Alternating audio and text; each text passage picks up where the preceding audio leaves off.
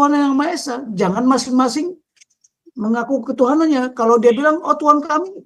Makanya waktu Egy Sujana demo segala macam, ketuhanan yang Maha Esa, oh itu hanya Islam. Makanya Pancasila itu punya Islam. Oh, enggak juga.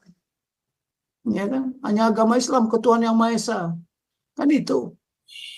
Ya proteslah semua. Semua punya Tuhannya kok. Nah dibilanglah, kalau Kristen itu Tritunggal, Trinitas. Kalau Hindu Trimurti. Bayangin, langsung orang Bali marah, protes. Nggak berani lagi Egy Sujana ngomong itu.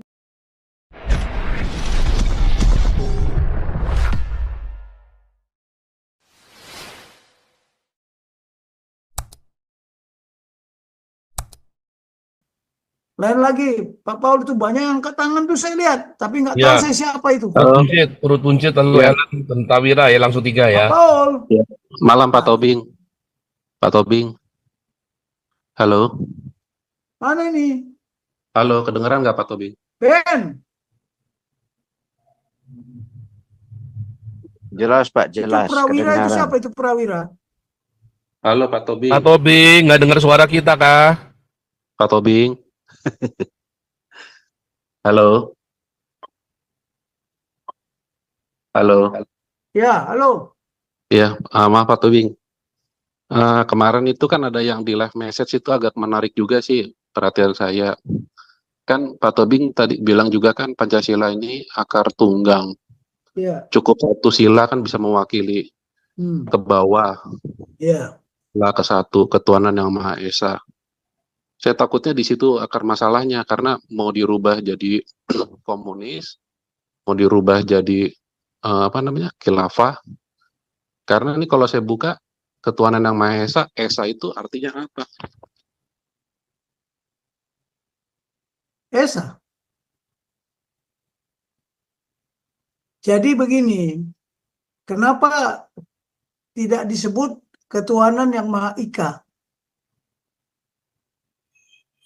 Kenapa tidak disebut ketuhanan yang Maha Eka? Eka itu satu, Ika juga satu, tunggal juga satu. Nah itu ya udah kesepakatan bangsa kok, ya, bahwa kita mengakui bahwa ketuhanan yang Maha Esa, bukan Eka. Kalau Eka nanti jadi salah lagi. Nah, itu. Jadi kalau ada orang, saya bilang dulu kan, memang pernah saya sampaikan, Pancasila itu akar tunggangnya ketuhanan yang Maha Esa. Dari ketuhanan yang Maha Esa itulah melahirkan kemanusiaan adil dan beradab, persatuan Indonesia, kerakyatan yang dipimpin oleh musyawarah dan mufakat, dan keadilan sosial. Sebenarnya masing-masing kepercayaan, masing-masing agama hampir sama. Nah, sekarang kalau kita lihat dari perspektif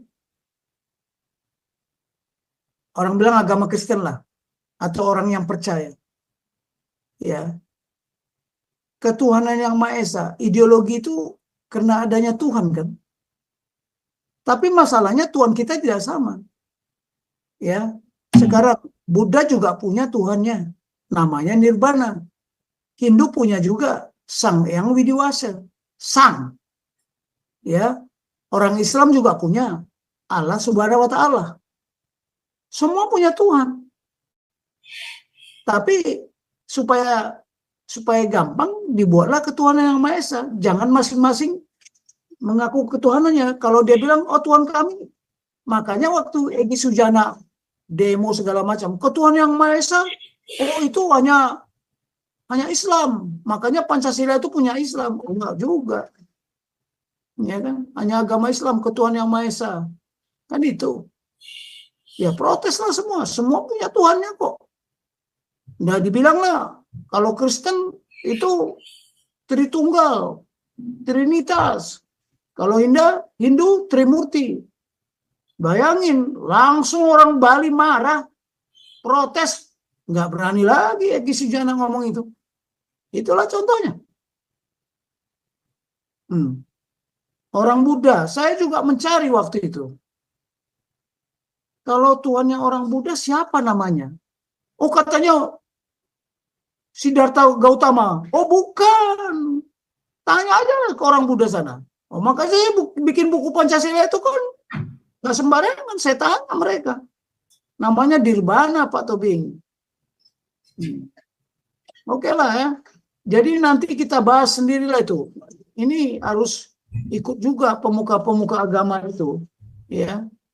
Menurut dia apa ketuhanan yang Maha Esa? Kalau kita sudah jelas. Kalau yang orang percaya. Tanya aja Pak Paul. Pak Paul tiap hari ngajar itu kok. Ya kan? Oke. Siapa lagi Pak Paul? Bu Ellen silakan Bu Ellen. Oh, Bu Ellen. Ya, shalom Pak Tobing, Pastor Shalom. ya. Iya. Pak Tobing, kan dalam 1 minggu kemarin ada 2 murid di pesantren yang mati, anak remaja, cowok. Kebetulan dua-dua yang meninggal ini cowok. Ini kejadiannya belum lama ya, 1 minggu 2. Yang pertama itu daerah Jawa Timur, dan yang kedua ini di Lampung tanggal 3 kejadiannya. Itu karena dikeroyok dengan teman-teman sekelasnya.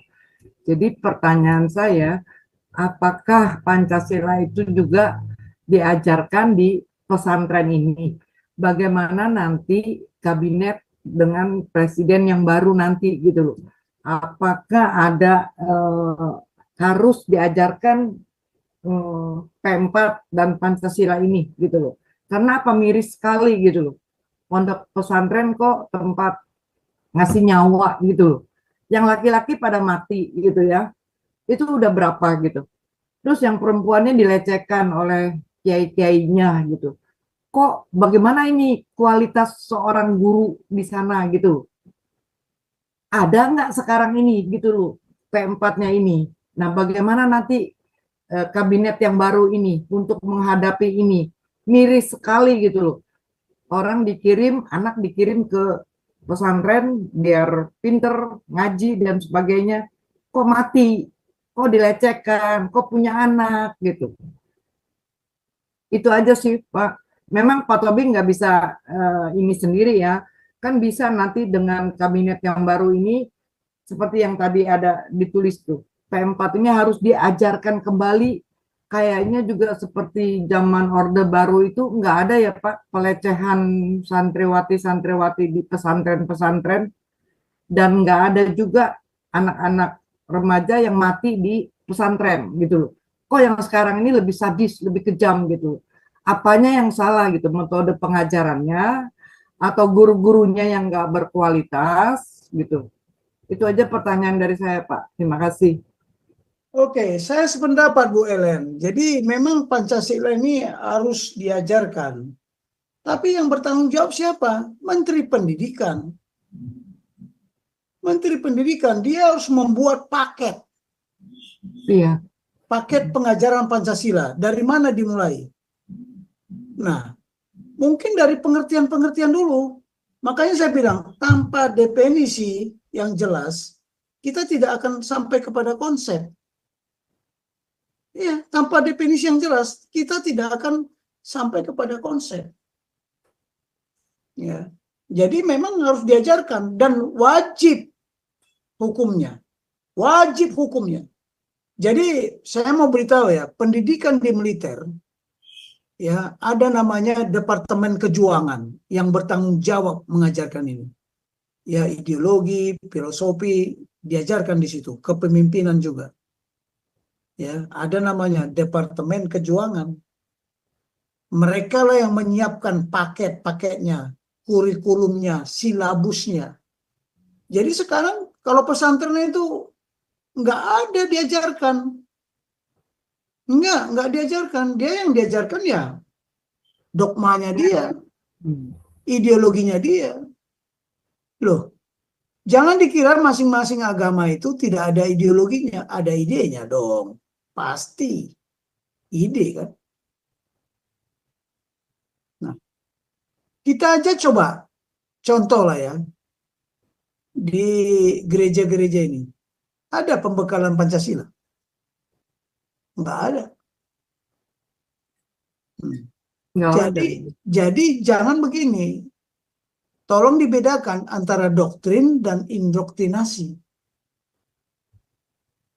Kalau doktrin Pancasila itu memang harus diajarkan sehingga orang tahu mana yang benar, mana yang salah jika saya mengambil keputusan. Karena semua ya manusia atau semua pejabat ya setiap hari dia akan mengambil keputusan. Bahkan seperti presiden, dia mau tidur aja, apa keputusan yang saya ambil besok pagi? Ya, cara bertindak apa yang saya putuskan? Itu udah dipikir sebelum mau tidur, mungkin pada saat tidur pun mimpi mengambil keputusan. Itu beratnya menjadi seorang pejabat, menjadi pimpinan. Karena dia adalah pribadi yang dikorbankan, bukan pribadi yang mengorbankan. Nanti kita bukalah buku tentang kepemimpinan, ya kan? Jadi itu tidak diajarkan. Jadi begini, P4 itu kan pedoman penghayatan, pengamalan. Ya. Yang jelas sampai saya tahu sekarang ini pengamalannya bagaimana? Pengamalan itu implementasinya bagaimana? Bukan sekedar aja berimplementasi, tapi kualitas implementasinya. Jadi orang punya IQ, punya EQ, punya SQ, tapi yang lebih penting adalah QI. Kualitas implementasi dari Pancasila itu dijabarkan nggak? Baiklah, gereja mengajarkan Bible. Sebenarnya Pancasila itu ada di Bible. Ya, besok kita buka lah kalau mau. Ya kan? Yang kedua, ya, bagaimana Pancasila ini dipraktekkan di sekolah. Prakteknya bagaimana gitu loh. Seperti kami dulu ya, ini waktu taruna lah. Sengaja di kantin itu ditaruh kue itu enggak, kita tanya berapa harganya enggak. Cuma nanti ditanya, saya makan berapa duitnya. Itu melatih kejujuran. Ya, walaupun jujur itu tidak ada yang 100% ya. Karena ada juga harus berbohong. Tapi asal bohongnya bohong putih. Ya, lie white katanya, white lie. Kalau sudah black ya udah payah. Nah, jadi kalau menurut saya ini tugasnya Menteri Pendidikan. Bagaimana tugas pemerintahan mencerdaskan kehidupan bangsa. Itulah mencerdaskan kehidupan berpancasila, kehidupan berkonstitusi, kehidupan melaksanakan politik negara, bukan politik partai. Karena ada partai politik tidak berajaskan Pancasila.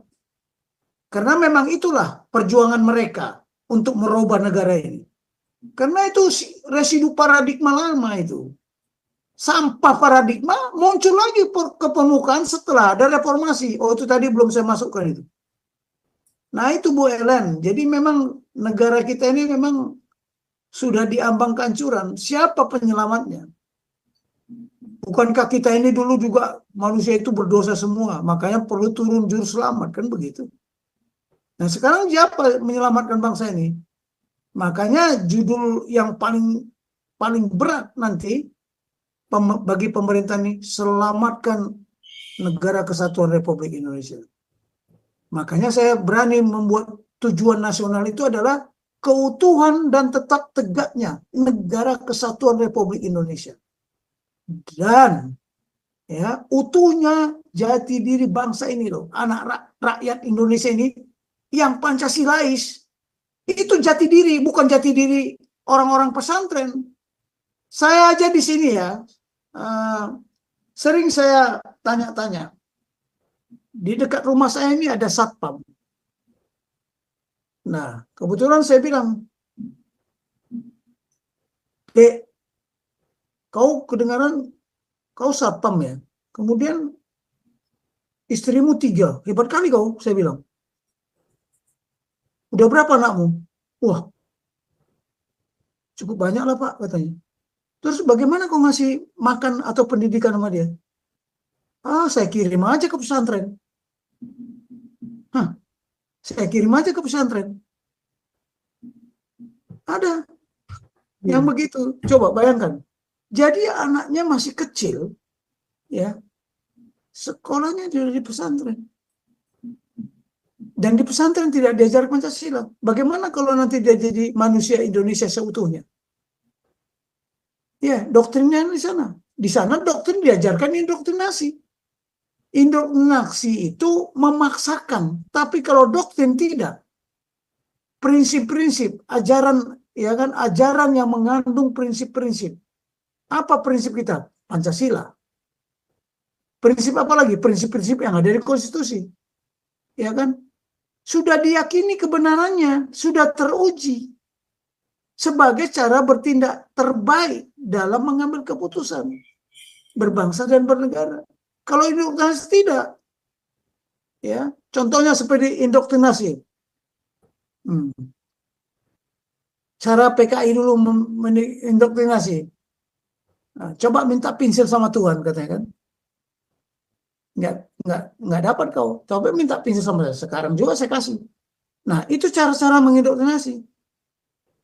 Ya, bahwa ya udahlah, ini terlalu dalam, takut saya nanti menista agama lagi. Ya, saya kira Bu Ellen pun udah tahu lah. Jadi dipaksakan orang, ya, dipaksakan. Nah, tetapi kita jangan diam, ya. Orang-orang percaya atau nasionalis itu ya harus mengajarkan ini. Jangan pula kita nanti jadi fanatik. Nah, yang paling berbahaya, saya beritahu, saya pernah pidato menggegar-gegar. Ya, bangsa ini silakan mau berfanatik ibadah, tapi jangan fanatik agama. Kalau mau fanatik beribadah, mau Anda tiap hari ke pura, tiap hari ke masjid, tiap hari ke gereja, silakan. Asal fanatik ibadah. Kalau kita fanatik agama, ya sudah melanggar ketuhanan Yang Maha Esa. Bisa bacok-bacokan, bisa membunuh. Ya. Saya selalu memperingatkan itu. Asal kumpul saya bersama-sama yang berbeda agama. Saya sampaikan itu.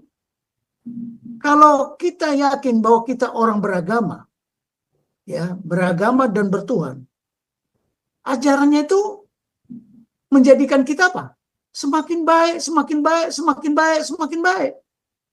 Karena ajaran kata kita konsensus sama-sama lah ya, bahwa tidak ada agama yang mengajarkan tidak kebaikan. Ya, harusnya dia semakin baik, semakin baik, semakin baik. Ya, itu namanya fanatik beribadah. Dengan beribadah setiap hari, oh, kita dilarang membunuh. Ya itulah. Kita dilarang memperkosa. Oh, kita dilarang berbohong, dilarang untuk mencuri dan sebagainya. Ya semakin baik dia. Dan saya sering menyampaikan, agama itu untuk apa? Untuk mengontrol pribadi. Jangan agama itu untuk mengatur atau mengontrol agama lain. Peranglah, karena doktrinnya berbeda. Jangan diindoktrinasi. Sebagai contoh coba, diindoktrinasilah. Semua agama non-muslim kafir. Nah, itu indoktrinasi. Indoktrinasi namanya. Ya. Anak-anak kecil udah diajarin begitu. Ya. Jadi bagaimana sebaiknya? Ya, Menteri Pendidikan tanggung jawab. Tanggung jawab. Dia mengerti nggak? Jangan-jangan dia sendiri nggak ngerti Pancasila. Bagaimana mau? Loh, kemarin kan repot itu, kurikulum Pancasila itu. Apakah ada koordinasi antara BPIP dengan itu juga? Nggak tahu saya. Saya nggak terlibat di situ kok. Kita punya Badan Pembina Ideologi Pancasila, ya kan? Yang gajinya cukup hebat. Besar. Nah, iya. Kita juga ini sekarang Pak Paul membuka khusus Zoom untuk pelajaran Pancasila. Sebenarnya dulu saya juga kaget karena ada teman saya dulu pendeta Sinatanael. Ya udah almarhum lah dia. Tapi Pak Paul rupanya kenal sama dia. Siapa bisa ngajar Pancasila? Ya dikasih tahu lah saya kan. Makanya malam-malam itu saya juga nggak tahu Zoom, sambil tidur aja saya ngomong. ya kan? Nah, kalau sekarang saya sudah, ya bagaimana saya mengajarkan kalau tidak berpakaian seperti ini? Ya, rapilah, karena saya seorang guru ya, seorang guru dan pelatih. Guru itu mentransfer ilmu pengetahuan. Tapi kalau pelatih mentransfer skill. Nah, Pancasila itu ketika kita mau mengamalkan, apa keterampilan yang dia harus peroleh, dia harus pahami, yang sudah dipahami, dia mengaplikasikannya, mengaktualisasikannya, mengimplementasikannya. Contoh, pedoman, pengingatan, dan pengamalan. Pengamalan itu ada dua, aktualisasi, diaktualkan dalam kehidupan kita sehari-hari sebagai pribadi atau sebagai kelompok organisasi. Diimplementasikan, ya dibuat konsepnya. Nah, saya mau kasih tahu apa artinya konsep. Tahu nggak artinya konsep? Konsep itu berasal dari kata icon dan perception. Icon itu, ya gimana saya bilang? Kalau icon itu seperti apa namanya, ikon Indonesia pada saat reformasi dulu, ya goyangnya si Inul, itulah ikon. Jadi ikon itu suatu hal ya satu-satunya. Ya, tidak ada perbedaan yang lain. Kalau perception itu bagaimana cara kita mempersepsikan, itulah asal kata konsep. Jangan-jangan nggak ada yang tahu. Ya, itulah konsep. Seperti konsep kita bernegara di negara Indonesia ini. Apa konsepnya dulu? Ya, kita punya konstitusi. Ya. Nah, makanya konstitusi itu tuh ikon itu. Perception para founding fathers yang sudah dirumuskan, ya disepakati. Halo? Tapi sekarang digembar-gemborkan negara Indonesia negara kesepakatan. Wah, ini yang bahaya. Aduh, aku lagi Nah, itu berbahaya itu, negara konsensus, negara kesepakatan. Oh, orang yang bersumpah di gereja aja, ya, atau di mana-mana lah, sama aja agama itu tidak boleh menceraikan, cerai juga. Itu sumpah loh. Apalagi kesepakatan. Tapi yang benar apa? Sudah disahkan, ditetapkan. Satu kali disahkan, satu kali ditetapkan, berlaku selamanya. Sampai akhir zaman. Itulah. Seperti Bible kan. Alpha dan Omega. Lah kalau Indonesia apa? Logikanya, analognya. Ya konstitusi itu udah Alpha dan Omega. Nggak boleh dirubah-rubah. Jadi sah. Nah itulah waktu proklamasi tidak dibacakan. Harusnya waktu proklamasi, ya Bung Karno dan Bung Hatta itu membacakan pembukaan itu. Ya kan, bahwa kemerdekaan itu hak segala bangsa dan seterusnya dan seterusnya. Itulah yang diproklamasikan, tapi tidak dibacakan karena ada saingannya, Piagam Jakarta. Akhirnya Bung Karno tulis tangan dan itu dipaksa lagi, dan deklarasi proklamasi itu ada coretan-coretannya. Besok pas saya tunjukkan. Kalau sekarang kan kena udah diketik ulang. Nah itulah Bu Ellen. Jadi saya udah bingung juga ini, entah bagaimana nanti negara ini kalau pemerintahan 2024 ini nggak berjalan dengan baik. Saya mengharapkan Pak Prabowo ini bisa mengembalikan itu dengan cara apa? Ada software, dengan software, ya. Kalau hardware sekarang udah susah, kecuali hukumnya ditegakkan. Ya, bagaimana kita smart way. Memang berat, ya kan? Kalau saya bilang, kalau sebagai guru itu ya, bahwa murid itu tidak bisa dipaksa belajar, tapi kita lah yang harus menimbulkan rasa minat perhatian mereka terhadap pelajaran itu. Bagaimana kita memotivasi sehingga dia ingin belajar itu. Nah, ini yang paling sulit. Itu tugas kepemimpinan. Ya, mohon maaf lah. Itu aja yang bisa saya sampaikan. Terima kasih Bu Eran.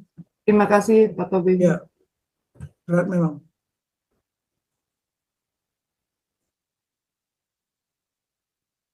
Siapa lagi Pak Paul? Wah, ini ada perbuncit. Siapa perbuncit ini?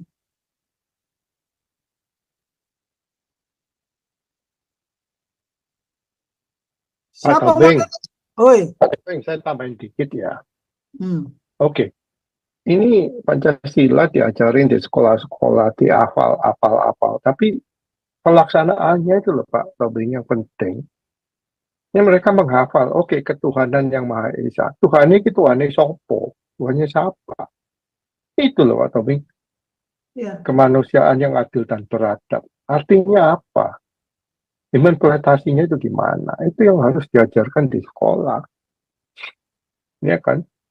Iya. Kita dulu waktu SD kita kan menghafal satu ketuhanan yang Maha Esa, dua, segala macam. Jadi cuma menghafal. Jadi ya repot, implementasinya nggak tahu. Ya kan maunya itu kundas-kundasmu. Ini agamaku yang paling benar, ketuhanan yang Maha Esa nggak ada artinya. Ketuhanan Tuhannya yang siapa? Ya itu. Nah, Jadi itu. Pak Andi, orang menerima pelajaran Pancasila itu hanya persyaratan aja. Betul. Ya, Dihafal itu. doang Pak Tobing. Iya. Iya benar. Ini anak-anak saya juga begitu kok. Tapi artinya apa mereka nggak Nggak tahu. Makanya tadi udah saya sampaikan, nah, ya. Kan tadi saya sampaikan apa ide yang terkandung di situ. Gimana bukanya lagi?